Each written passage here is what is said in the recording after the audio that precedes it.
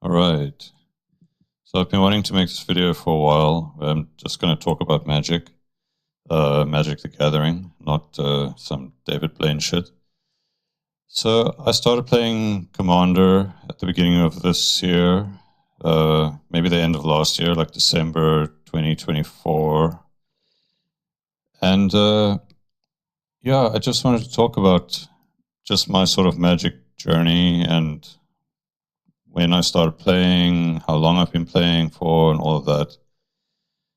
And this is basically going to be, I guess, like a podcast, but it's more a monologue of me just kind of rambling on about Magic because I really enjoy talking about Magic. I've always enjoyed talking about Magic. And it's difficult when you kind of overload people with the stuff you want to say. And you can see it, like, even with people that are interested in Magic, they kind of like never feel like they're as into it as you are. So, yeah, this is kind of my outlet for that. So I started in 2001 when I was in grade 9. I got I think it was a 6th edition starter pack. It had like a reprinting of Rocks, I think, on the box, and you got like a special version of it. It was a 5/5. I think it was 5. Could regenerate, and also it could damage your opponent even if it was blocked. Like it could deal damage as if it wasn't blocked. That was kind of its special ability. And I think Mercadian Mask was the set that was rotating out at the time, so I kind of started during the invasion block. I never really bought that many boosters because it was expensive and I didn't really have any money. So the first pre-release that I went to, I think, was the Mirrodin one. And then that's kind of when I got into it a lot more. And then we started going to all the pre-releases, me and my brother, since I think that was when I was in grade 10, though. So it was the year after, probably in 2002. And then I played Magic until, well, no, I said play, but I've been playing Magic since then. But we bought and went to the pre-releases until 2008, I think, was the last one I went to, which was the Shadowmoor pre-release, as far as I can remember. Maybe it wasn't. Yeah, I think it was Shadowmoor, but I'm not sure if we went to the pre-release or not. I think that's when Thoughtseize first got printed, because I had 4 copies of Thoughtseize, but maybe that was in the Lorwyn original like set. I can't remember. Oh no, maybe it was 3 copies. I think I had 3 copies of Thoughtseize. I don't think I had 4. Anyway, so back then I played like a fairy deck. I was always into kind of control decks, but I enjoyed building decks in general. And so I stopped buying Magic at that point. But I did play. I've always like played and kind of like went back and like built decks out of my old cards. I always enjoyed building decks and trying out like random interesting cards. Like Time Sifter was a card that I had 2 copies of, and I was always trying to build a deck about manipulating Time Sifter and trying to get like infinite turns. And I was always kind of constructed 60 card formats. Didn't know Commander was a format back then. I think it was called something else. It was like Highlander or Elden Dragon Highlander or something. And the only other real, so I guess I played Modern mostly, but it was like really jank Modern, and we didn't have internet at the time, so we didn't net deck, or I guess it's the meta now, but back then it was called net decking, and people would get like flack for playing net decks. You'd say like, you're just like a net decker or whatever, you know. So it was a lot more about creativity and stuff. There wasn't really a competitive scene. I come from a small city in South Africa, East London. There's only like a handful of people that actually play. When I was there was maybe like 10 or so, maybe a little bit more, but it was usually at our pre-releases, there was only about maybe 16 or so max, and usually it would be people coming from like another city to come and join. So it was always like quite small scene, no pro scene. Everybody kind of just did their own thing, played casual mostly. And yeah, so in 2008, I stopped buying cards because I left East London and went to Cape Town to study. And then I wasn't playing really then. I was still playing whenever I went home to visit my family and trying to build decks and stuff. But it was mostly against my brother. And then I think I bought my first cards again. Like I bought a deck, I think in 2012 or 11. It was like a returning to Ravnica type set. But I only bought a pre-con because my one friend that I studied with, he bought a deck. So I was like, oh, cool, Magic. Like I've played since like, for that point, up to like 10 years, right? So I got a deck because he looked like he was getting into it. But then we only played a few times, and then I didn't really see him that much. So I stopped playing again. And then the first time after that, I tried Magic Online, I think in 2014 or 15. I just bought paid to get like whatever starter bundle or something you got on Magic Online. I didn't really like it. I thought it was very clunky and janky. And then I got into Arena when that released in 2017, I think. And I've been playing Arena kind of since then, on and off. Like every now and again, I would go and install it. Well, not install it, but like update it and try and play. But I've always been playing like free to play. So it's kind of hard. Like because I like building decks, I end up spending all of my wild cards like just like basically like all the time, right? And it makes it difficult to you can't really do that if you want to deck build without spending money. So it makes it very difficult to play more than one deck really on Arena if you want to be competitive specifically. I do have a mono red meta-ish deck, but I haven't played for a few months now. So it's probably like since the rotation really of this year's rotation. And it's November now in 2025. So VV might be banned on Monday. Guess we'll see. Not sure. I don't know if it needs a banning, but apparently people are sick of it. So anyway, that's a discussion for another time. I just want to kind of talk about my own personal thing.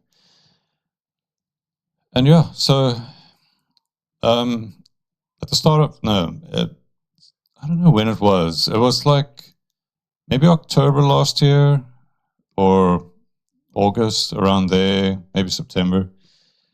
My brother was saying his one friend was getting into Magic and he was starting to play, and they were still playing the same guys we used to play against, or at least a few of them, like a handful of them, was still like playing in East London. And then he was starting to get into it, and I had no, well, how do I say it? I had no like drive to buy new cards. Like there was like not even a thought of mine, right? I wasn't gonna go like, oh, I'm also gonna start again. But then because they started playing, like talking about Magic again, and I was like I was getting kind of hyped and into it because, like I said, I've always enjoyed talking about it, and it's just cool, like talking about like interesting cards, like going through like piles and piles of lists and keywords and shit. And it's so much easier now with the internet, right? You just go on Scryfall, or you literally just Google it, and then it pops up. You go on Reddit or whatever, look at old like posts of people's decks and things and whatever. If I want to find a bunch of edicts, I'll just go like best edicts, and then here's the top 30 edicts that you should be playing, you know, and like I'm like, oh, that's fucking awesome. Anyway, so because my brother was saying, but he was struggling to get into it, and I was like, oh, well, I want to kind of support him because I think it's cool that he's getting into it. Because back in the day, he played as well, but I always felt like I was more into it than he was. So because of that, it was like kind of my thing, and because he was the younger brother, he kind of just tagged along, I think, or at least that's what it felt like usually. Because I was always like trying to build decks and stuff. He never really did that as much, at least not from that I can remember. He would build like one deck, and then he would just play that. That was like it, and he would always play like kind of more of like an aggressive style deck, or very like during Kamigawa. No, okay, well, let's say during Muradin, he played an Affinities for Artifact deck, right? And it was just a strong, basically play your whole land on turn one and snowball from there and type of deck. And then in Ravnica, I'm trying to think. Well, in Kamigawa, he played a Spirit deck, where it was like just everything kind of synergized really well, like Thief of Hope, and he would just drain you out. Almost like an Aristocrat style deck, but where you just kind of endlessly play spirits and drain people. And then he played Devouring Greed. He would just sack all these spirits and drain you out. So he was always like more of a, I guess like meta, but it would be like tier 2 meta decks or whatever, but he didn't look them up because, like I said, we didn't have internet at the time. Anyway, so because he was thinking of getting into it, I was like, oh, that's cool. So I went on, I think it was, like I was just like searching for like precons that I can maybe buy him for like his birthday or something, or, you know, just to get him more into it. So I found a Pioneer deck, because they were saying they're playing Pioneer, they're playing Commander, they're playing Oathbreaker, which is like Commander of Planeswalkers. They were playing Pauper, and they were playing Standard, I think. Those are the formats they're playing. So then I found him a relatively cheap Pioneer deck. It was a Lurrus deck, and it was on sale. I didn't know Lurrus was banned in Pioneer, which is a bit of a, you know, slap in the face, I guess. But it wasn't. It was still fine. He could play Pioneer with the deck, right? So I bought him the deck. Can't remember how much it was, but it was not that expensive. And that kind of boosted him to get into it, actually. And then I think about a month or so after that, we had a marketplace thing, and there was a guy selling Magic cards. And he had a starter commander deck, a Kardur Doom Scourge, I think. It's like a Goad style deck. And I think it was like 600 Rand or so, which is, how much is that? It's like maybe $30 or so, maybe a little bit less. Which is like really cheap for a commander deck in South Africa, because typically they go for like 1,200 or to 1,000, like 800, maybe even 2,000 Rand, which is like $100 plus. And that's because I think of like import costs. Everything is like at least like $30 or so more here than it would be in like America and stuff, which is really annoying, but it is kind of what it is. At least we can still kind of get the cards and stuff. It's just, it's a lot more expensive, or at least it feels a lot more expensive than I think it does in other places where they're like more first world sort of countries. Anyway, so I got him a Kardur deck so that he could get into Commander, because the legends from like our old cards were not very good. The best he could maybe build was like a Fungus or Saproling style deck with this, I don't know what the elf's called, but it's from Time Spiral, I think, where it's like you could it makes a bunch of saprolings or something if you tap funguses or fungi or whatever you call it. And then I think we had some legendary fairies and stuff, but not enough to actually build a deck around it. Building 100 card decks from like scratches, unless you like, it's difficult. It's like so much easier just to buy a precon. Yeah, anyway, so I got him the Cardur deck. That gave him like at least a boost. It's not that it wasn't the best deck, it was a very slow deck, but he could like start playing around, right? And getting singles is a lot easier at the moment. There's so many like online shops and stuff. The biggest problem is that it is hard, like especially coming from like after Arena, where you can literally just craft whatever you want whenever you want it, from with like wild cards, if you have wild cards. Getting like specific singles is like really difficult unless you're like willing to really pay, and you know you have infinite money and you can just order from overseas and stuff. But then you end up waiting like quite a while. I'll talk about that just now. But yeah, so he got into it, and then because he was into it, I was like starting to talk to him about like, oh, maybe you can try this card, maybe you can try this card, and I was just starting to go through lists and lists of like Rakdos style cards that he could like check out and try out, maybe to try get them, and like maybe throw ideas and stuff around. And then I was like getting like hyped because of this, because I was like, oh man, I fucking love talking about Magic. So then I wanted to get my own deck, and I was like, oh, maybe I'll start playing Commander too, you know. And so it took me a little while, but I ended up during a Black Friday sale on Amazon, I ended up finding a deck for, how much was it? I think the deck was like 500 Rand, which is like $25 or something. But then the shipping was also like 300, so it ended up being about 800 and something like that. But it was still cheaper than what it would have been if I bought it in South Africa, by like 400 Rand or something. So it's like at least a third of the price was like cut off. And I was looking at like 4 different decks at the time. There was I was looking at fuck, I think it's Gihada, some sort of like Mardu Planeswalker type deck. I'm not 100% sure. I was looking at that. I was looking at man, I can't remember now.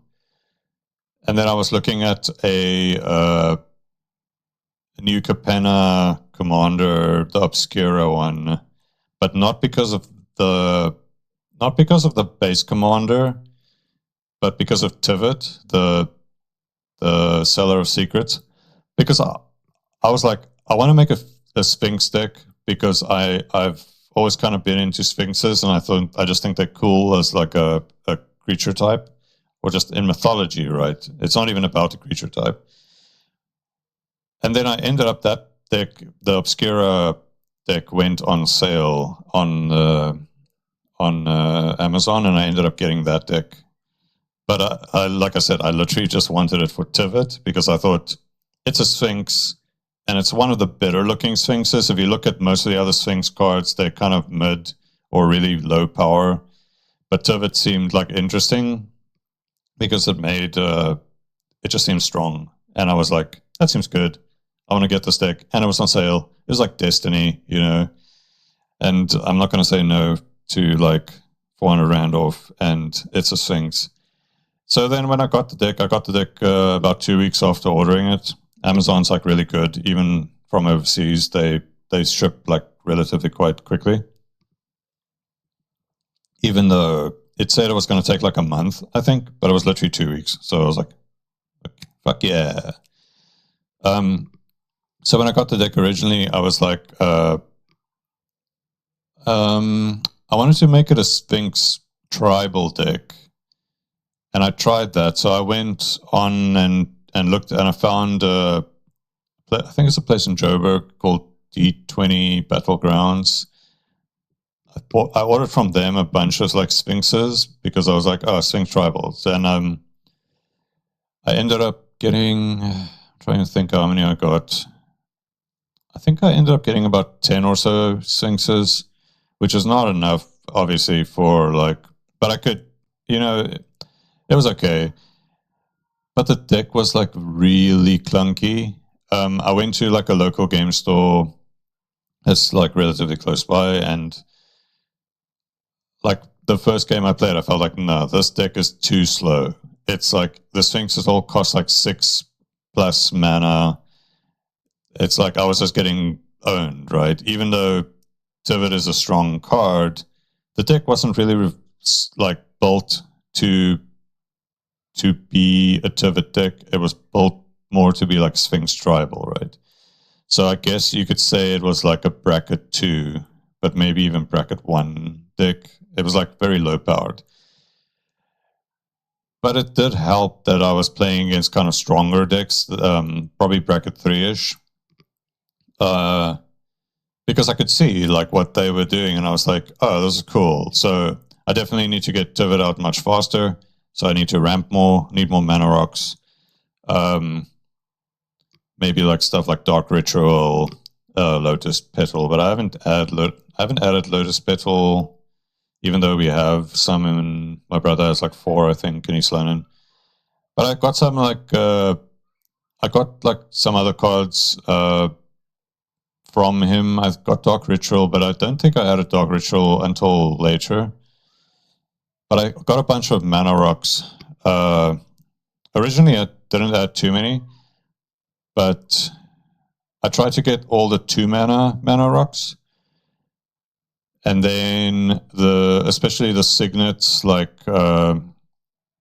Orzhov Signet and Dimir Signet and the other one, Azorius Signet.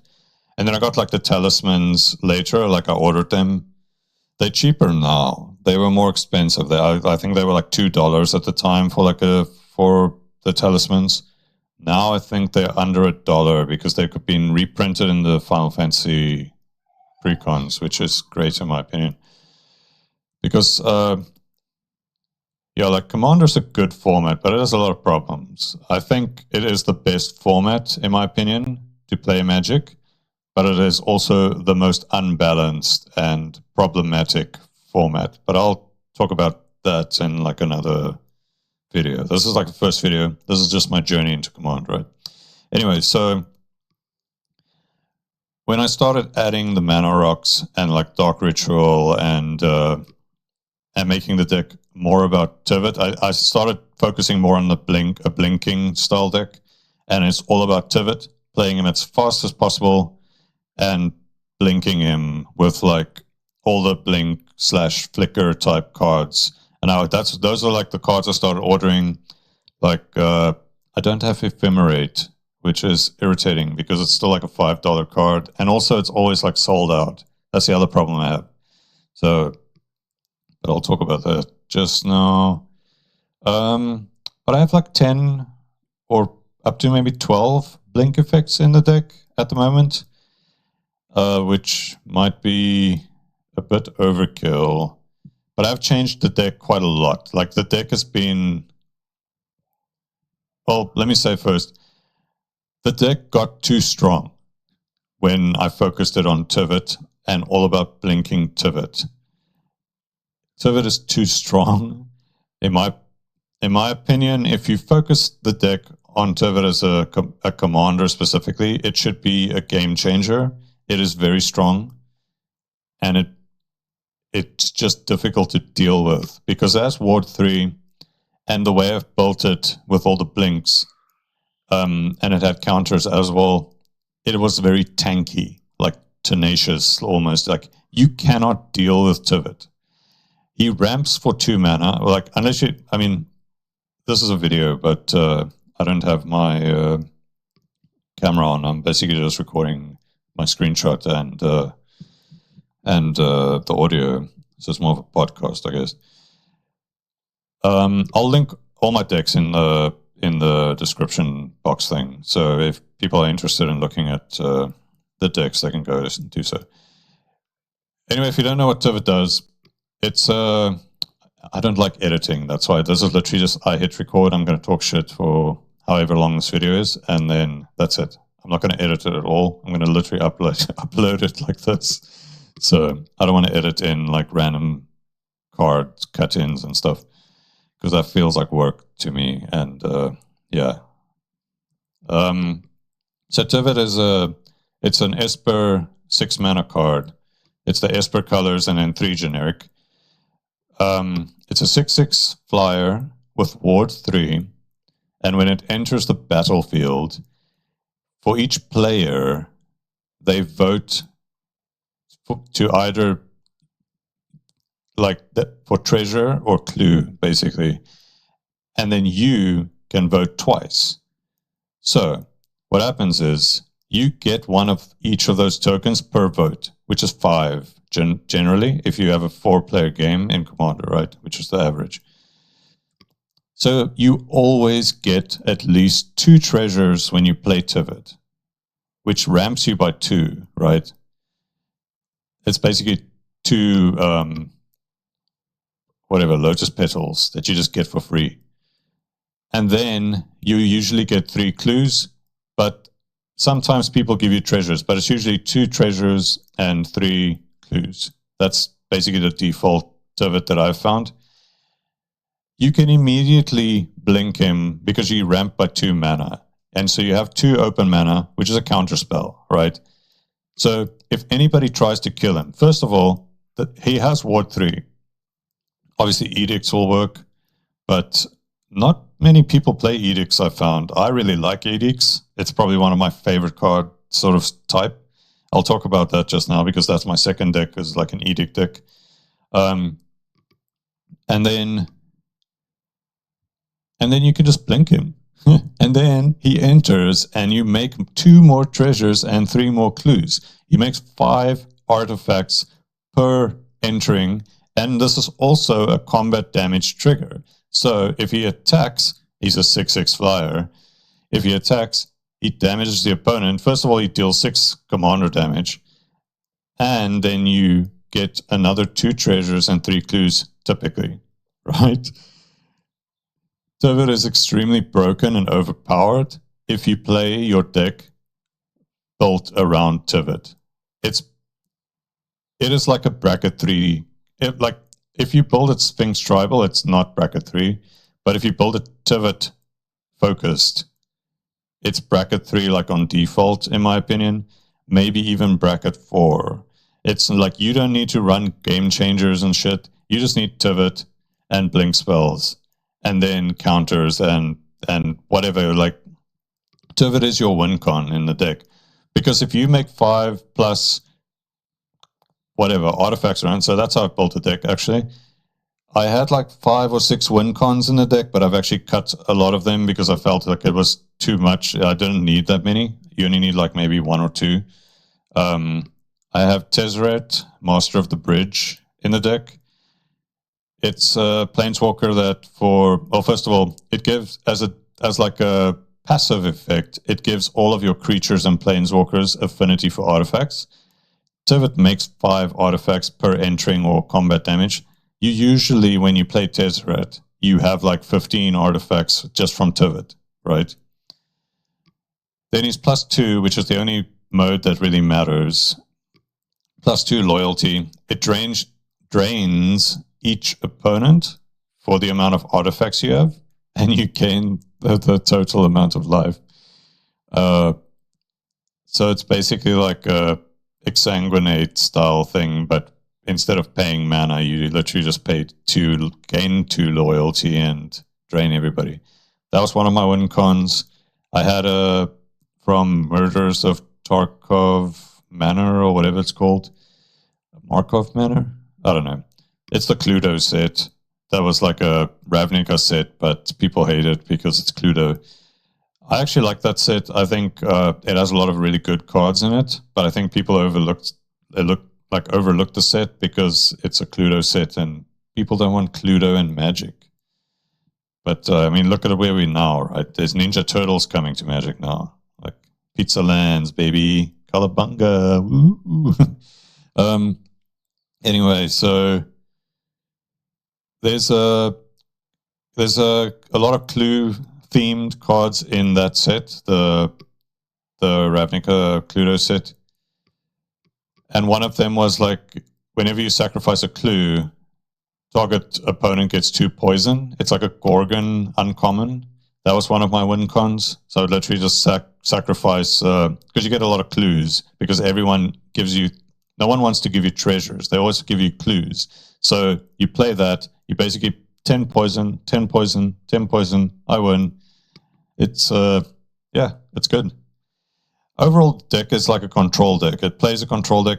I'm typically a control player, I think, but I play everything. I don't, on Arena, I play like, I have a mono red aggro deck, right? But I've played mid range, I've played control, I play everything. The only thing I don't really play is I don't like combo decks, like where you really just try and combo off and get infinite loops. I don't like those types of decks. I think, I don't know, they like body trick decks in my opinion. Once you see the combo once, that's it. That they're not going to win again, because you're literally just going to kill their combo thing or counter their combo thing. That's just my opinion.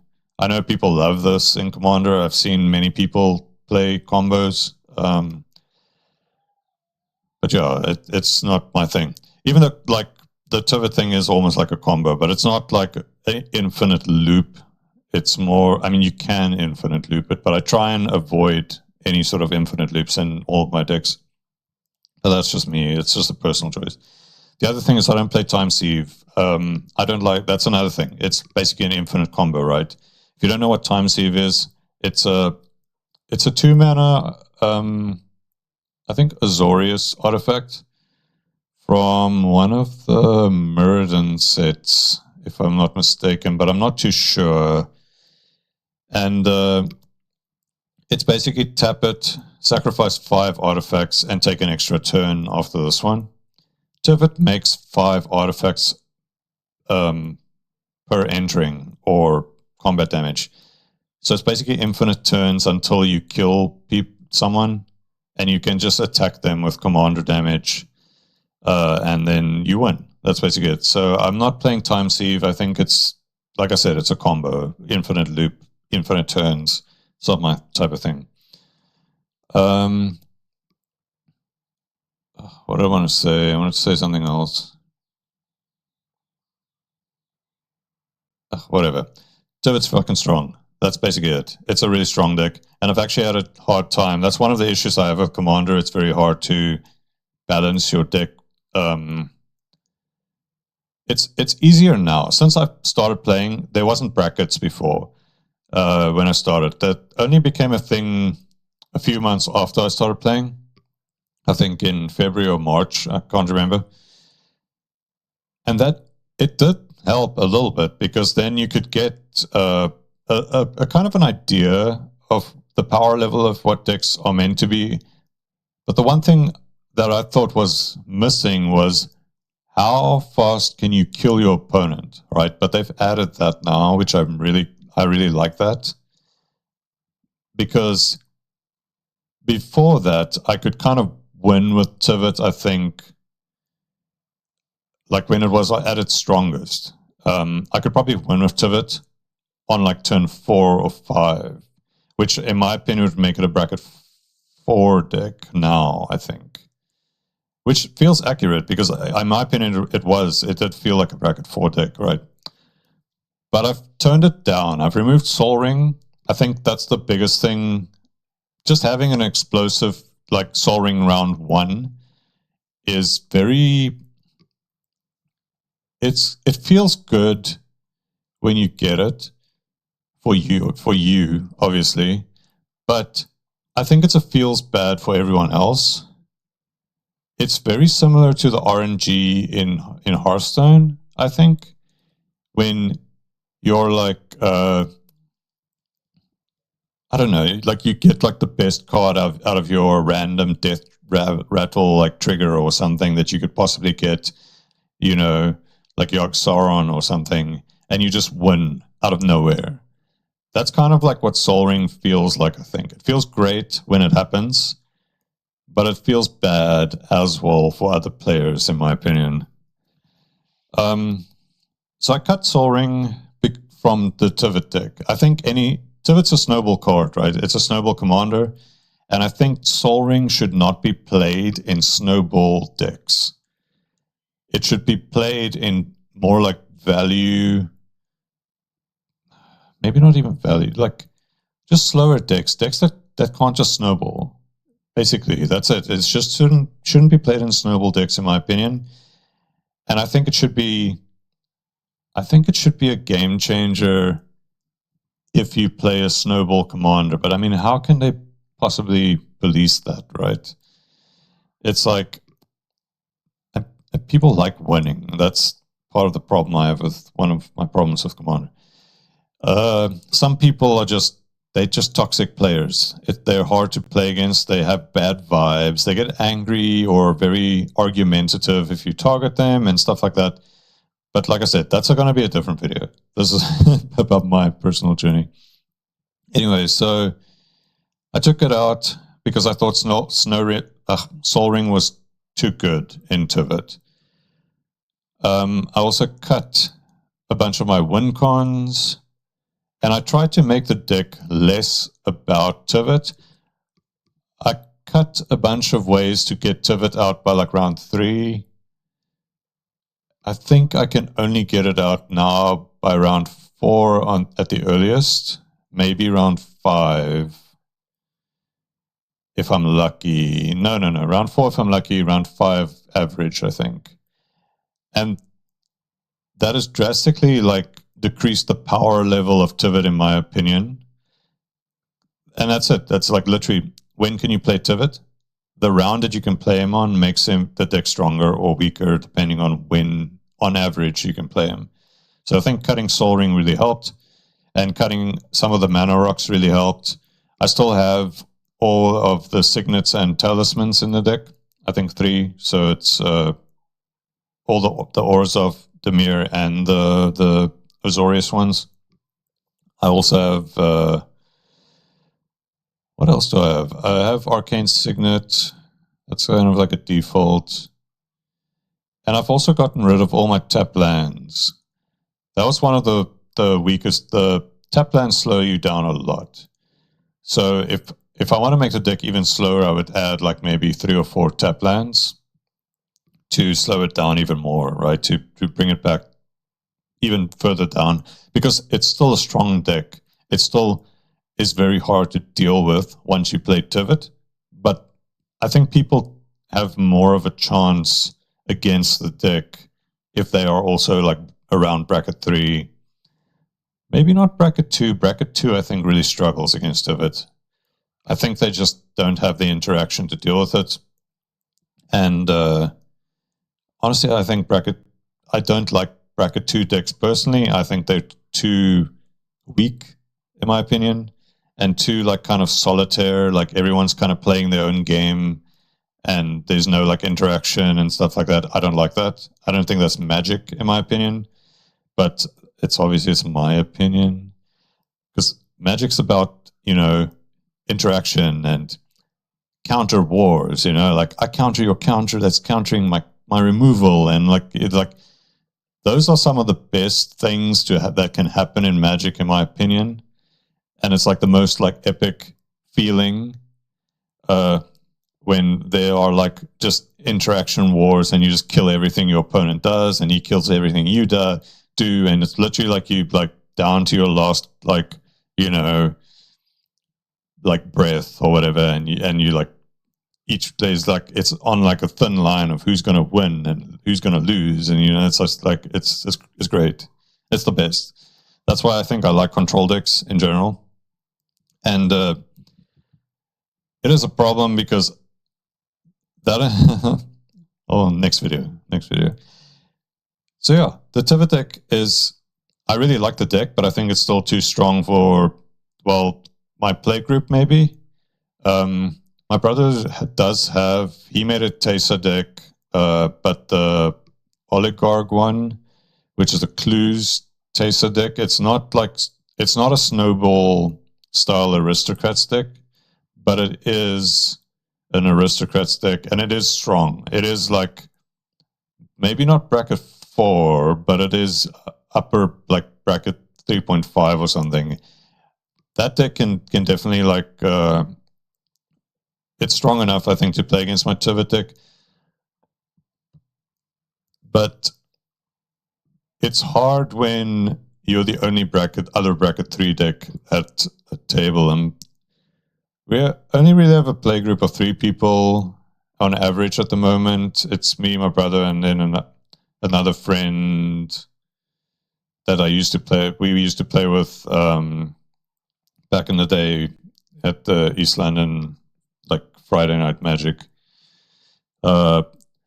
But the time schedule is a bit weird because he lives in New Zealand. And then my brother's friend also, the one that started playing that got my brother into it, he also plays, but he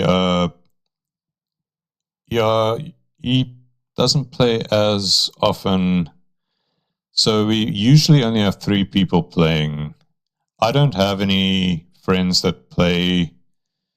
And we play over like Spell Table. Because I'm in Cape Town, my brother's in East London, and my other friend is in New Zealand. That's the other thing. The time difference. He's like 11 hours ahead of us. So we typically play on Saturdays. For us, it's in the morning. For him, it's at night. I have gone to a local like game store a few times, like maybe 10 or so times through the year. Was it 10 times? I wonder. Maybe it was like 20 times. It was a few times. But I'm like, I mean, I don't really want to talk about my problems, but I'm almost like social phobic in a way. Like I really struggle with approaching other people and just going to the local game shop, unless I'm like really want to play like really badly. And I'll try and force myself to go. But I haven't gone in a few months because I've been playing over Spell Table with my brother, like every like other week maybe. It's been fine. So because I can still test my decks and stuff, it is frustrating because in my opinion, I want to play when I want to play, right? So I want to play, like let's say I want to play right now. Then I don't really have people that I can just go like, yo, let's go, let's play. So that's one of the most frustrating things, I think, because I like changing my decks and experimenting with different, and then I want to test them out, you know? So, yeah. Anyway, but it's been good, like, mostly. Anyway, that's my first deck, a Tivit deck. Then my second deck that I don't even know why I built this deck. I think I was going through like the Lord of the Rings. I'm a really big fan of Lord of the Rings. And I think I was just going through the list of legendaries on EDHREC and Scryfall and whatever, like I think this Magic card database or something as well, which I've used. Because I wanted to build a Lord of the Rings, at least a commander. I wanted it to be a Lord of the Rings commander. Just give me a second, just drink tea.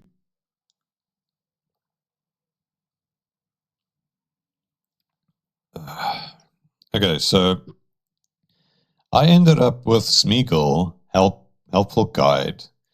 I'm not even sure how. I don't remember what my thought process was. I was just like, this seems like an interesting card. Whenever the ring tempts you, you get to mill your opponent and steal his lands. I haven't seen a Magic card really like that before. So I was like, that seems like a cool card and I want to make that my commander. Like, people don't like it when you steal their lands. That's like what I've learned. They also don't like it when you mill their cards, because people have 100 cards of singleton cards and they don't want you to mill their stuff. Even though, in my opinion, it's fine. You have a 100 card deck. Milling you is not going to matter, right, that much in the long run, unless you have like just a badly built deck that has like one win con or something. Anyway, so I made a Smeagol deck. I started out having it as a landfall deck because I was like, Smeagol ramps you whenever the ring tempts you. But also, I have it as an edict deck because whenever a creature dies during your turn, the ring tempts you at the end of your turn, and then you steal a land. So I was like, oh, well, I have to sacrifice creatures, so I might as well make my opponent sacrifice creatures too. And yeah, it works okay. The landfall did not work. So the first iteration of the deck did not work really well. It did a lot of stuff, but it also felt like it couldn't win. It wasn't like Tivit, where Tivit just snowballs and you win, right? Because you now just have 40 artifacts and somehow, and you can literally just, you play Clark Clan Ironworks or whatever, and you sacrifice all your artifacts, you get like a ton of mana, and you play Exsanguinate style thing, you drain everybody for 40,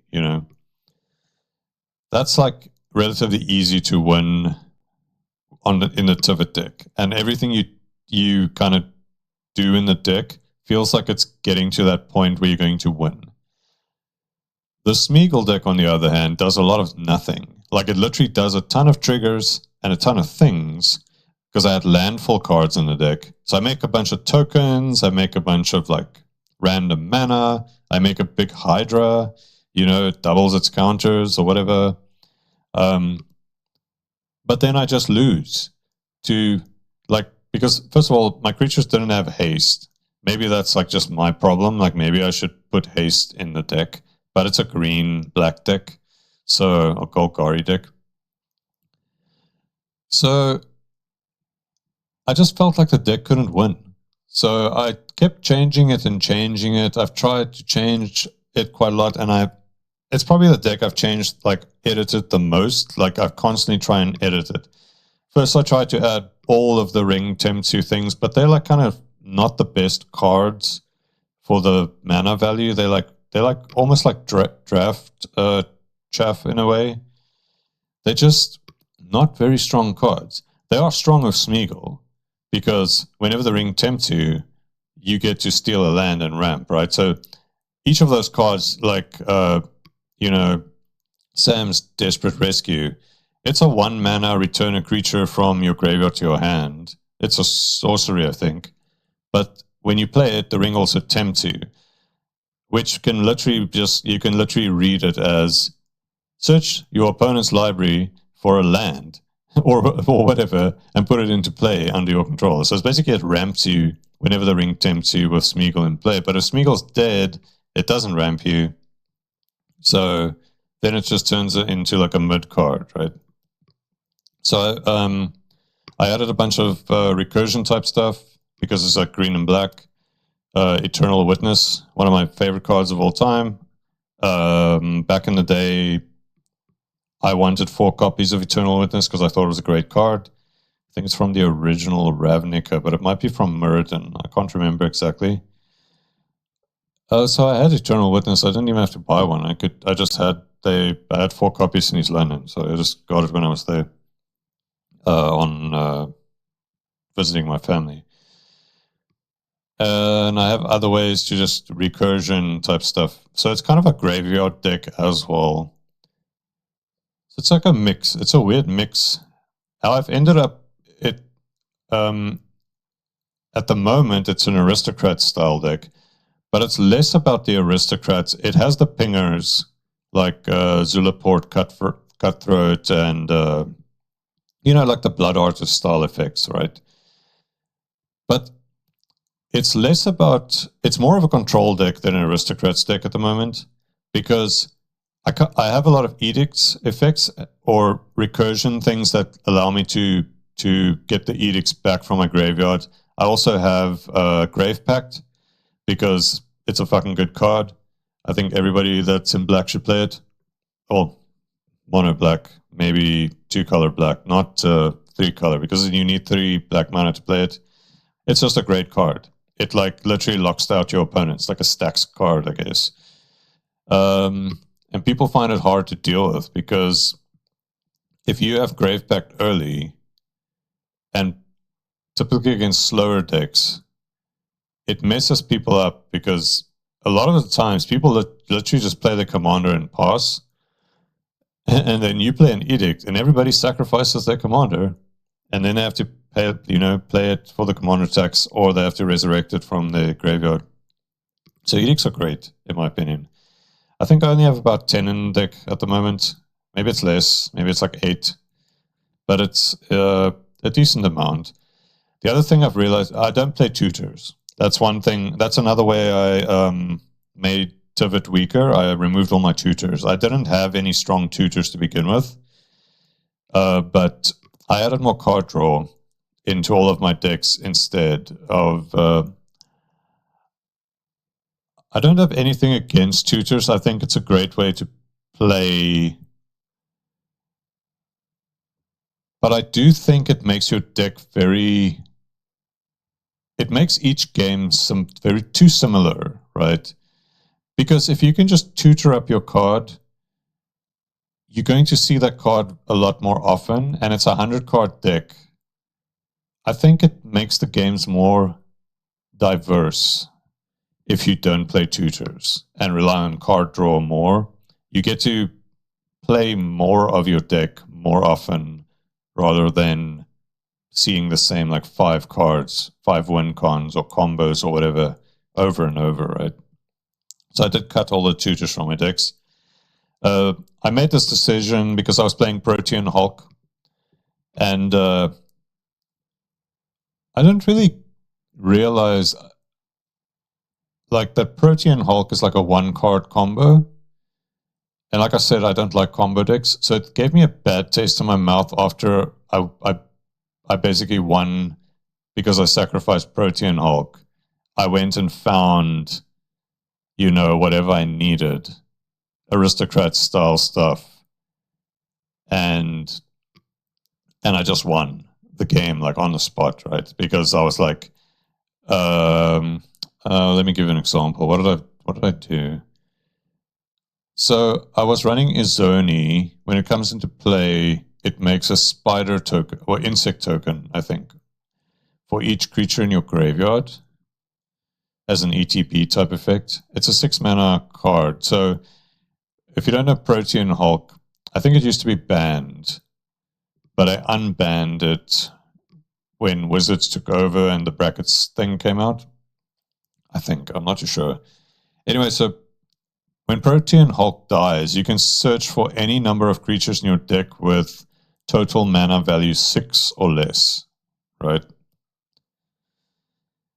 And Izoni is 6 mana. So if you search for the Izoni, and then I think what I did was I resurrected the Protean Hulk, and I did it again. And then I just searched for aristocrat style things like Zulaport Cutthroat or whatever, and a sack outlet, like a 1-mana sack outlet, like can't think of the name. It's like a 1-mana 1/1 that you can sacrifice a creature to scry for 1. And then I just won because I literally, Izoni came into play. I made like 20 things because I had 20 creatures in my graveyard. And then I just drained everybody for like a ton of damage. Like, on this one. So I cut Protean Hulk and I cut all the other tutors basically out of my deck because I was like, it's too easy to win. I also had dredge cards in, like Stinkweed Imp and Self-Mill cards. Those are also too easy in my opinion. I actually don't want to play Self-Mill cards in that type of deck. I've also cut Izoni because I thought that was too easy. That was the problem. This has been the problem I've had with Smeagol deck, the Smeagol deck. It became less about Smeagol and more about just the deck in general, and Smeagol is literally there only to ramp every now and again, right? And get some minor value with the Ring Temp 2 type triggers. I also have 3 Nazgul. Nazgul's very hard to find. I actually bought 5 boosters, draft boosters of Lord of the Rings, because they were relatively cheap. They were on like sale. Because Nazgul's uncommon. I should get at least 3, right? Nope. I got 1 in 5 boosters, which was really annoying. And the reason I want the Nazgul and why it's hard to find is they're $10 to $12 cards because you can run 9 and everybody wants 9 Nazgul, which is very frustrating if you want 9 Nazgul yourself. But it is what it is. I think 3 is good enough. Nazgul is a kind of a mid card. It's a bit of a win con if you have 9 and you can get them into play. There's a Blood Bond March, I think, enchantment, which is from, I want to say it's from the original Ravnica, but I'm not too sure. It might be from an earlier set, maybe Nemesis or something. Anyway, it says whenever you play a creature, return all creatures with the same name from your graveyard to the battlefield. So if you have 9 Nazgul and you self-mill yourself and they're all in your graveyard, it kind of creates this like weird loop because you can play a Nazgul, they all come back on the stack, you can sack the Nazgul, all the other Nazgul come into play, the one in the graveyard comes back, you sack a Nazgul, it loops, it's like an infinite loop, right? I'm actually not sure if it's an infinite loop. I'm not sure if it's when you play or when it enters play. If it's when you play, then it's when you cast it, right? So if it's like that, that's not an infinite loop, but it's still pretty good getting back like 5, 6 Nazgul whenever you play a Nazgul, right? So that's a bit of a combo that I might play if I had 9 Nazgul, but because I only have the 3, I'm only playing the 3. They're kind of just side cards, extra ring Temsu cards. They're not that. Honestly, I can probably cut them and the deck wouldn't change much. My main win con in the deck at the moment is Avenger of Zendikar, which makes a bunch of plant tokens for each land you control when it enters, which is kind of similar to the Azoni playstyle. But then I've also added a lot more card draw to the deck. I added like Promise of Power, which is a draw 5. And I just try to run more card draw now. And I think the deck is actually pretty good.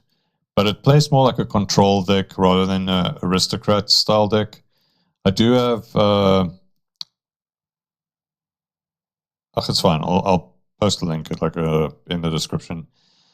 And then my third deck that I made was originally going to be a Lazav Familiar Stranger deck because I saw the card and I liked the picture, and because I was like, this reminds me of like kind of like Stephen King's The Dark Tower, you know, like the Wanderer kind of cowboy type thing.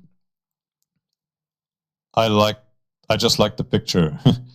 I didn't really have an idea of what the deck was going to be. It was going to be like a crime deck.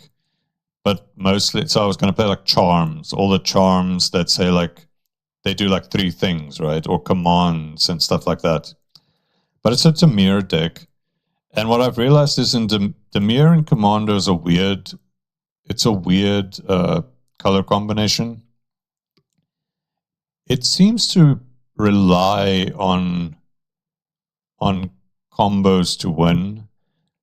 Like, I think you can go wide with maybe like flyers and you can maybe mill people out. But it's a very difficult to win with. You always feel like you're behind when you play Dimir, in my opinion. At least that's how I felt when I was playing the Lazav deck when I tried to build it. I couldn't get it to work. Like, I even got all the Lazavs, right? There's like 3 or 4 different versions. I changed my commander several times to different Lazavs to try out the different ones. And it just felt clunky, like every time.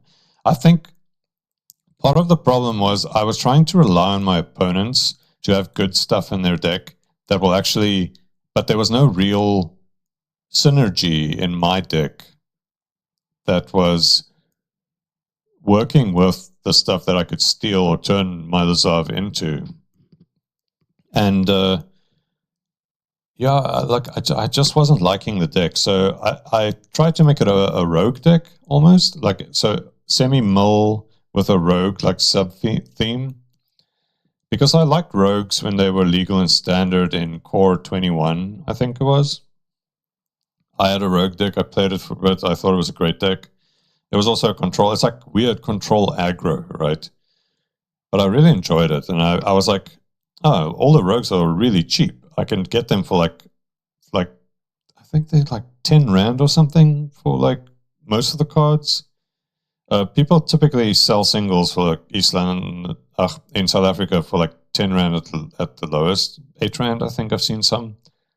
But yeah, so they were like really cheap. I got a bunch of rogues.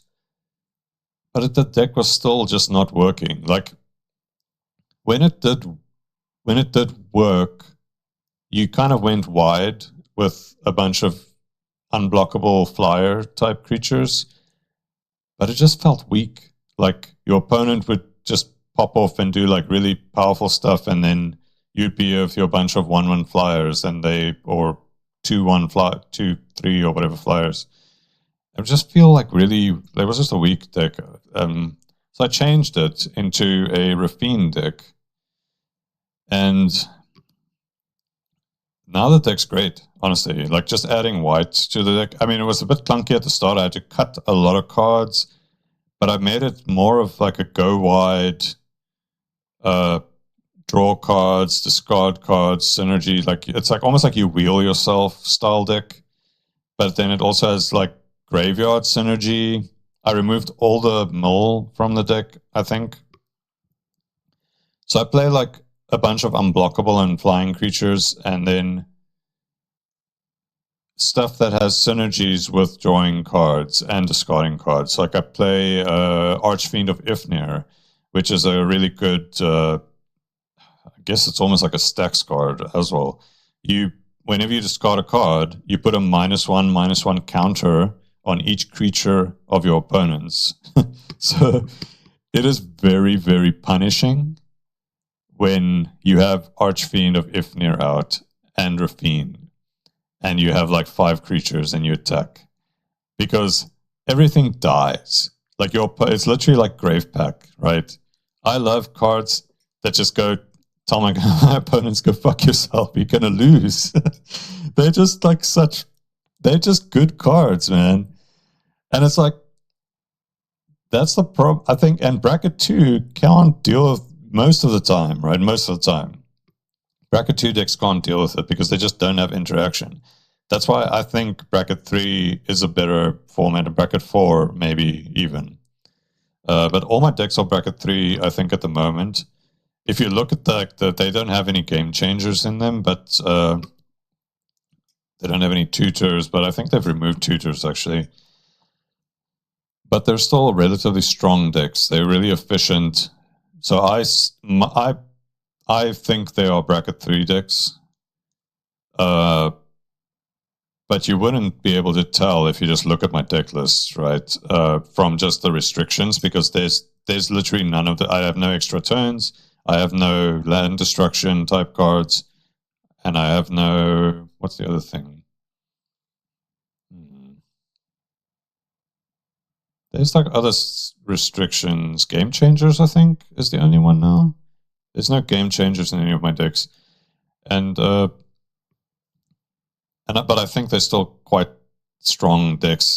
The biggest issue I have with the Raffine deck at the moment is the deck is mostly Dimir because it started out as a Lazav deck with splashing white. I don't have as many white cards in the deck. I think I've got Voidrend in it, and then I got a few legends. Like because I have a bunch of Sphinxes for the Tivit deck, I had what's a card called?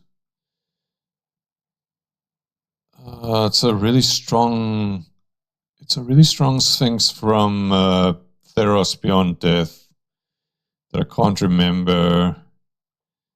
Whatever, it's an Azorius Sphinx. You can discard a card to give it Hexproof.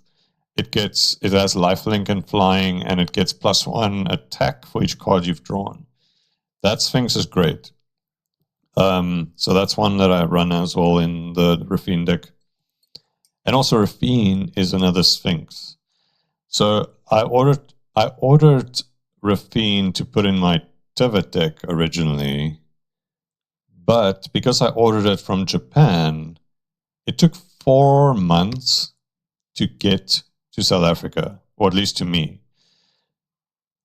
At that time, I'd already built like 3 decks, and I was like, I thought the stuff was literally lost. I thought they lost my package because the tracking number never like said it was in South Africa, right?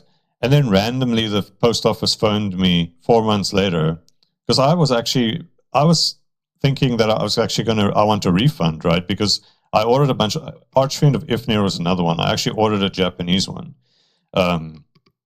because the Japanese one was, which is annoying because the Japanese one at the time was half the price because Archfiend of Ifnir was like $5, maybe $6 card.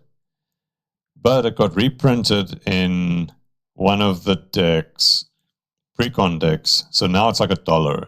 So I spent like $5 too much. No. Well, that's a lie actually. I spent like $4 too much basically for it. Because I got it for like half the price. I think it was like a $10 card and I got it for like $4 or something. Can't remember. But anyway, I got a Japanese version. But now you can just get like an English version for relatively cheap because they reprinted it in some Precon. Yeah, so it took 4 months, and by that time I had 3 decks, and then I was thinking of making a deck because I bought the Precon, the Obscura one.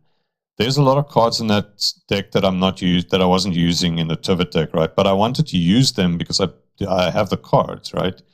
So I did want a Rafine as my 3rd commander originally, I think, or even my 2nd one that I wanted, because it's another Sphinx, right? And like I said, I like Sphinxes. I want Sphinx commanders. And yeah, so when the Lazov deck was failing, I was like, well, I have Rafine. Let me try it, because I have it. And then Archfiend of Ifnir works really well with it. That's originally why I got the Archfiend of Ifnir, to play with Rafine. And yeah, the Rafine deck literally it worked like straight up, like after building it, it was so much better than the Zav deck. It's a go wide kind of aggro style deck, but it also has control synergies because I'll just play control like every time. I think it's the best archetype in my opinion. Maybe not in Commander. It's not as good in Commander. Like, I mean, the Rafine, the Tivit deck is more of a blink deck, honestly. I've actually changed it and made it a lot less about Tivit. It's all about blinking other things now. I've added like, I think, how many, like 12 or 13 more creatures to the deck, and they all have like very strong ETBs. And it's a lot more of a blink deck. I think the deck is a lot better, like balanced now. I tried to make it weaker by not focusing it on Tivit, but it's not weaker. It's less about Tivit. That's basically it. It's still a strong deck. I think Blink is just a strong archetype in general. It's hard to deal with. Like, especially if you play the Blinks like Ghostway, which is more like phasing out your creatures. It makes your stuff like, if people then play blue, I think they really struggle, because the best way to deal with Tivit is to counter Tivit, right? Or to destroy your lands or your artifacts. That's the best way. If you can only play Tivit on round 6, it slows the deck down a lot. But not everyone plays like artifact destruction or counter spells, right? Or land destruction. No one plays land destruction. Unless you play bracket 4, but we mostly play bracket 3 decks and bracket 2, I guess. Because my friend from New Zealand, he limited himself. He started playing recently when Final Fantasy came out, the Final Fantasy precons and set. And he bought a Final Fantasy 6 precon, but he limited himself to only use cards from the Final Fantasy sets to upgrade his deck. So his deck it's an upgraded precon, but it's still bracket 2 in my opinion. So I think he's actually struggling against me and my brother a little bit.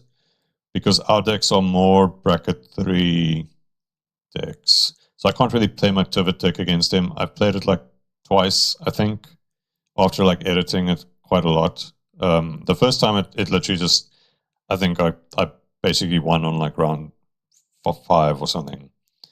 The second time it was a little bit better, but it was still like I was basically like yeah, I can just win because I have a bunch of resources, and my win con is in my hand. So yeah, so I can't really play my Tivit deck, and it's also because we only have 3 players most of the time.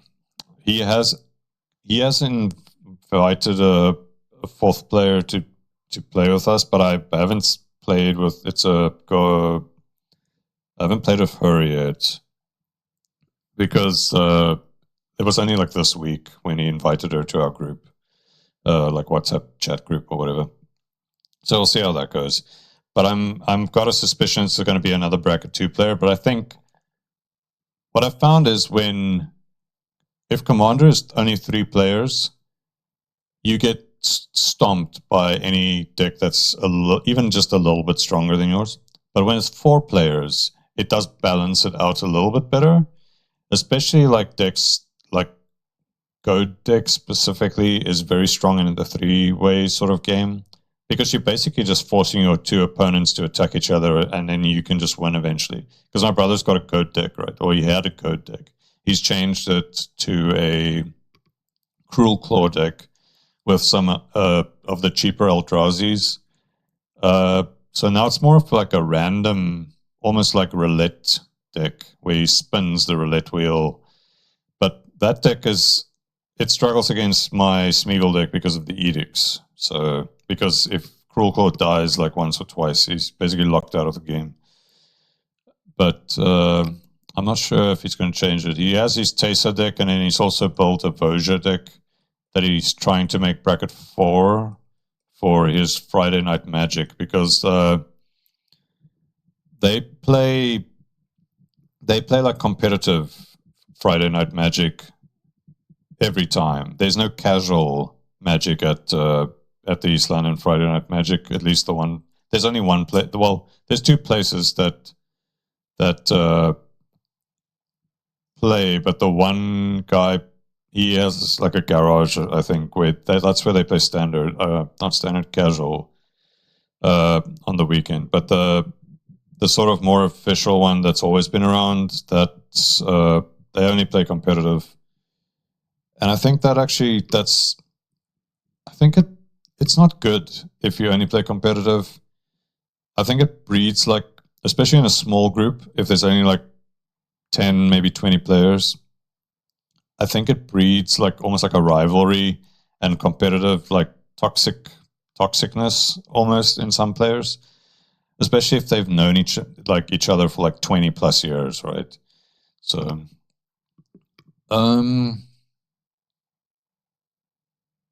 what was I saying?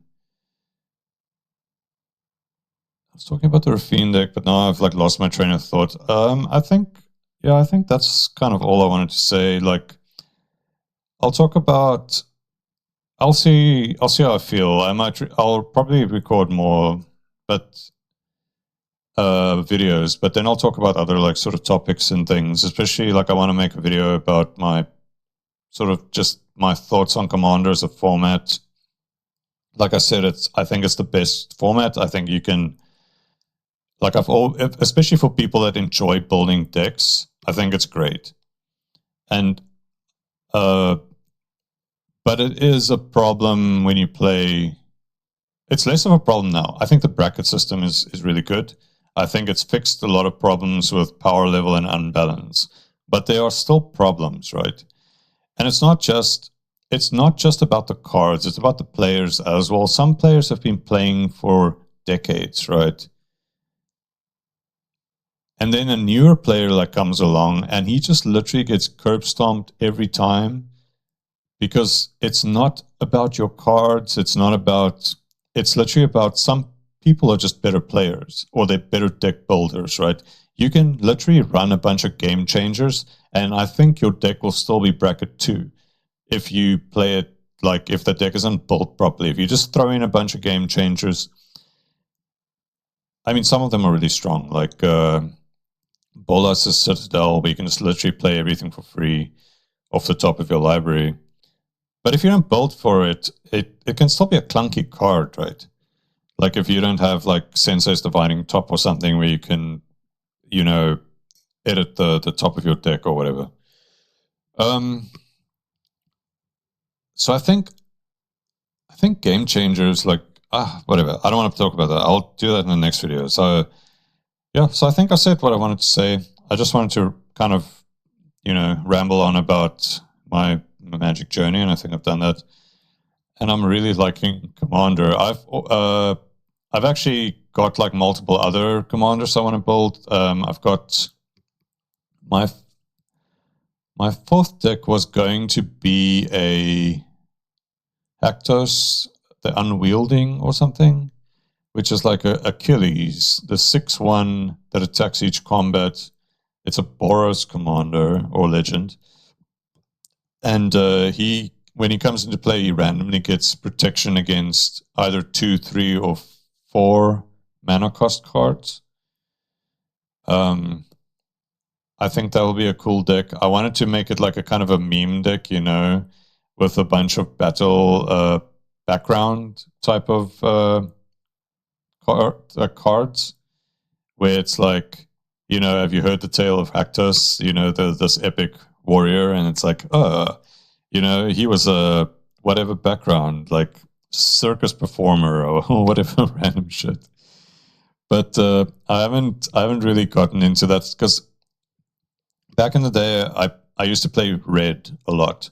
My first deck that I ever built was a black Rakdos deck, a black and red deck, and it was literally like a control deck, because my thought was, if I kill everything, you can't win. And I just added like 20 plus removal, like shocks and lightning bolts and terror and hand of death and whatever removal I had. I just added everything, right? Doomblade style cards and shock burn cards. So it was like a control deck. That was my first deck that I built. It was like a mix of burn and control. And then because of that, I had a lot of red cards, extra combat cards, Blazing Shoal. It's like a pump spell that gives your creature X attack, but you can exile a red card from your hand instead of paying its mana cost, and then the creature gets X power, where X is the mana value of the card. So I used to play it with Myogen of Infinite Rage and Gargadon. They were 10 mana red cards, so you'd give a creature plus 10. It was like basically, it was my turn 1 win the game deck, like Exodia style deck, right? Where if I had 2 Blazing Shoals, Myogen of Infinite Rage, or maybe 2 of those 10 mana cards, and a Raging Goblin, I would just win, like on turn 1. And it's like, I win, Exodia, that type of deck. The deck was kind of clunky otherwise. It was a shit deck. But I had 4 Blazing Shoals. I think one might be even foiled, if I remember correctly. So I have all these like old red cards. And I don't know if you've noticed, I don't have any red decks. I have every colored deck, but I don't have a red deck. I have 2 Esper decks and a Golgari deck, right? So I've wanted to make a red deck. That's why I was going for Haktos. But then I haven't really been feeling it as much. I was like, I haven't figured out how I want to build it. I don't want infinite board wipes, because I think that's boring. Because Haktos has protection from everything except the chosen number. If you play just, board wipes that deal damage to all creatures, he won't die because he has protection. He can't take damage. So if I just play like Blasphemous Act type cards, I can literally just play like 10 plus of those, and that would be the deck. It would just be Haktos and, hell gets thrown at him, but he just stands, and then you kill your opponent with. It's almost like a Voltron style deck, I guess, but Voltron Uber control type of deck. That's the best way, I think, to play it. But it's also the most frustrating, I think, for your opponent's way to play against. So I haven't figured out how I want to build a deck. And also I have a lot of infinite combat cards from the old cards that I have, like Seize the Day, Relentless Assault. Is it really Unrelentless? Unrelentless Assault? Something like that. Savage Beating. There was another one. Fury of the Horde, I think. It's a one you could from Ice Age, one of the Ice Age sets, that you could exile 2 red cards and play it for free, and then you get an extra combat. It was like there was a cycle of them. I've got a bunch of the Fury of the Horde. I think I've got 4 of those, but I can't remember. So I wanted to play with those cards. I don't have a red deck, so that's the reason. But I might build that deck at some point. Not sure if that's what number of deck that would be. Then I wanted a Phyrexian deck because I've always been a fan of the Phyrexian like just creature type. One of my first sets was Invasion that I started in, and the boosters that I got like some common Phyrexian cards. And actually, I think in Planeshift, one of the first rares I got was a Phyrexian. It wasn't called a Phyrexian at the time. They were called zombies, right? But that wasn't a creature type back then. But they've been errata recently to make it Phyrexian. So I wanted to make a Phyrexian deck, and I was either going to make a mono white or mono black. I did order a bunch of cards. I think I'm gonna use Crick as my commander and kind of make it like a Living on the Edge style deck. But it's Phyrexian tribal, but you get to pay life with the Phyrexian mana for all the black symbols. And the whole point is to like hurt yourself and then swap life totals with your opponents. So it's a tribal deck, but it's also like creature-based deck, but it's also a control deck almost. Maybe a bit of a combo deck, I guess, which is not really my style. So I'll try to figure out how I can build it without making it a combo deck, more of a control deck. But then also when the Final Fantasy set came out, I'm a big fan of Final Fantasy. I've played Final Fantasy 6 up to 16. Like I've literally played like all of the main games. I haven't played 1 to 5. And I haven't played the remake of 7. But when the Final Fantasy set came out, I actually went on like a binge and played Final Fantasy 6. I played Final Fantasy 12 again. I played Final Fantasy 15. I played Final Fantasy 16. I'm busy playing 8 now, which in my opinion is the best Final Fantasy. So yeah, like I've been wanting to make a Final Fantasy 8 deck, but I was disappointed in the Squall that they released because it's kind of a Voltron style deck. Well, if you just look at the card, it looks like a Voltron style card, right? And I got like the special printing. I got a foil one of the Squall, like the special printing, because I really wanted to collect all the special with the ones with the numbers in the back, like the borderless ones. I haven't been able to find all of I played 13 as well, Final Fantasy 13. I played all 3 of those games. Also a great game. I haven't been able to get Lightning because Lightning's expensive. I haven't been able to get the Final Fantasy 6 ones because they you only get them in collector boosters and they're expensive. I haven't been able to get the Final Fantasy 7 ones because the cards are standard legal and they're really good. And also Final Fantasy 7 is the most popular one. I have not been able to get Final Fantasy 16 ones because they're not as expensive now, I think, but I think Clive is still like $10 or more. Joshua, I think, has probably dropped. but I haven't looked again. I haven't ordered more cards again. So I've wanted to build a deck, but I was, like I said, I was disappointed with the Squall that they released in the standard set. But they're releasing a holiday Squall. So that's going to be my fourth deck, I think. I want to make it's a Mardu one. So it's great because I can use all of my old red cards, which is the first thing I was like, that's the other thing. I wanted to make a red deck, right? I didn't want to just make another Orzhov, or basically I didn't want to make another black deck. I have 3 black decks already. But the Mardu one is black too, but it's also red, which is like that's a bit of an upside. So I can add all the red cards, right? But then I've been theory crafting it, and I've got like 250 cards at the moment in the deck on Moxfield.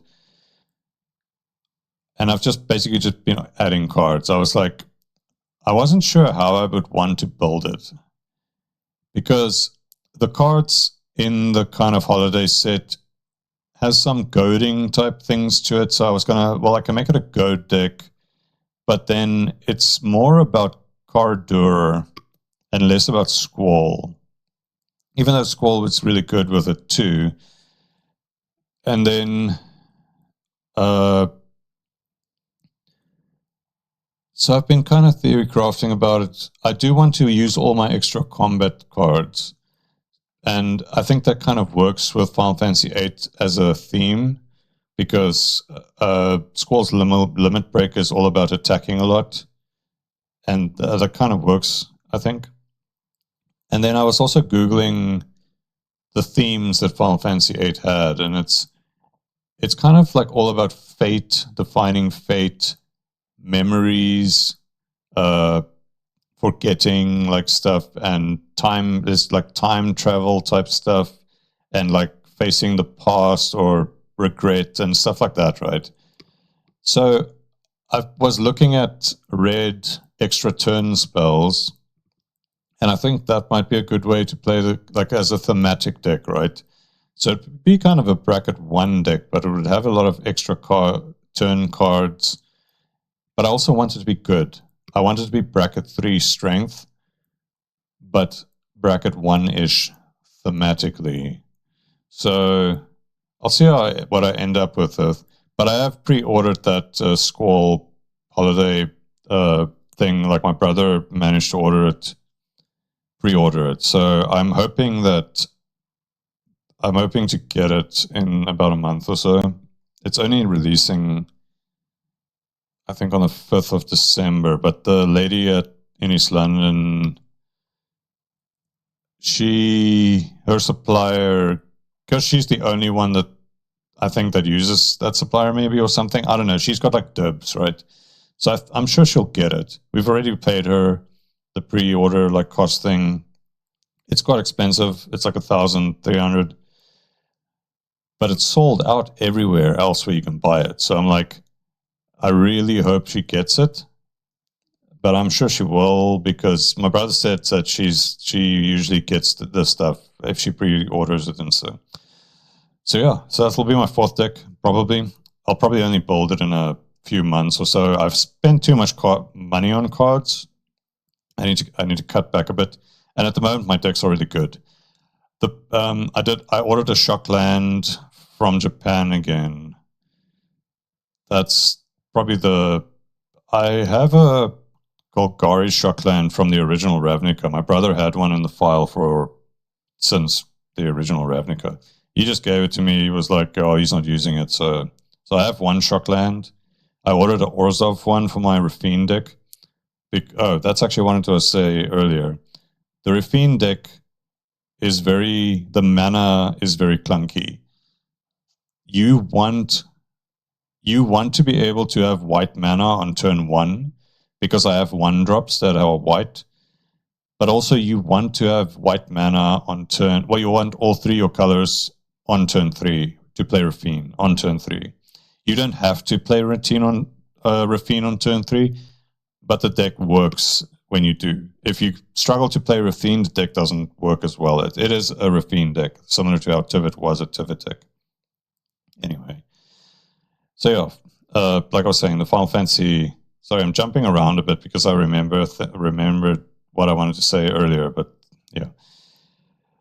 Anyway, yeah, that's about it. I think I'm done now.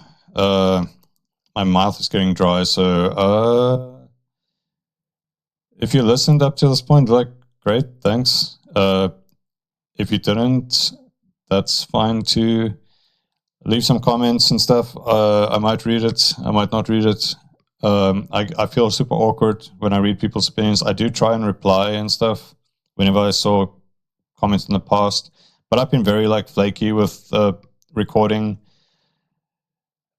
But I don't really want to get into that. It was just I just wasn't enjoying it. So I stopped for like a year again, and then I got the itch, like yesterday or the day before. I was like, I want to talk about Magic, man. And so yeah, and I just hit record and start talking. Cool, shot. Thanks a lot, and hope to see comments and stuff. Sure, shot, and thank you, and cheers.